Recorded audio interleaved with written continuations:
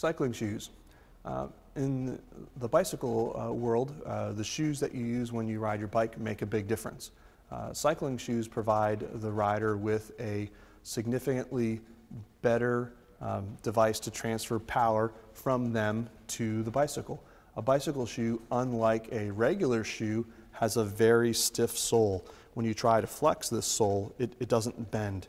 What that means is that when you're riding your bicycle, you don't lose any power from the transfer of your body to the bike. When you ride with a regular, tennis shoe, the ball of your foot presses up against the pedal. It creates a lot of pressure against that point, which can cause discomfort, especially as you start to ride longer distances. Cycling shoes with a stiffer soled bottom allow the distribution of your weight over a larger surface area, which provides greater comfort and better transfer of power. Shoes are really broken down into two categories. You have mountain shoes, which have a lugged sole in which the cleat is recessed. And then you would have road shoes. Road shoes have a smoother bottom surface and give you a larger surface area to attach a larger road cleat. The cleat is the mechanism that connects the shoe to the pedal. Mountain cleats are smaller and fit in this smaller recessed area. Road cleats are larger and would fit in this larger surface area. As the rider goes for longer distance riding, having a larger cleat means better distribution of your weight over that larger surface area. It allows for greater comfort. It doesn't hurt as bad when you're riding a longer distance. The lugged sole of a mountain bike shoe allows the rider to get off of their bicycle and walk around. It's a little bit easier when you're off of the bicycle.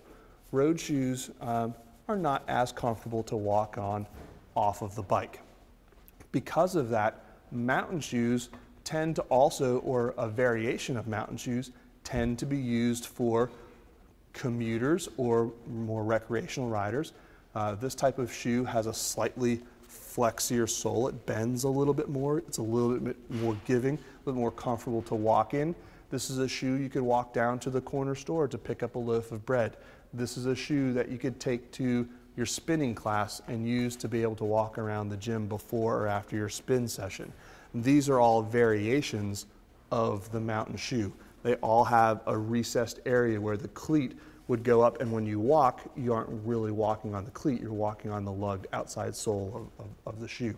When you have a road shoe, that cleat that mounts to the bottom, the cleat is really exposed, and when you walk, you're actually walking on the cleat.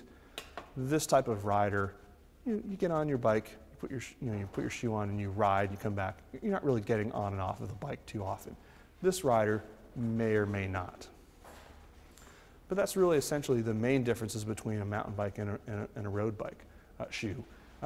You also look, when you look at shoes, you look at the difference of how the closure of the shoe is. Some shoes will simply use a Velcro closure, and some shoes will use a more advanced buckle mechanism, which will allow you to ratchet and tighten the shoe more precisely to the shape of your foot.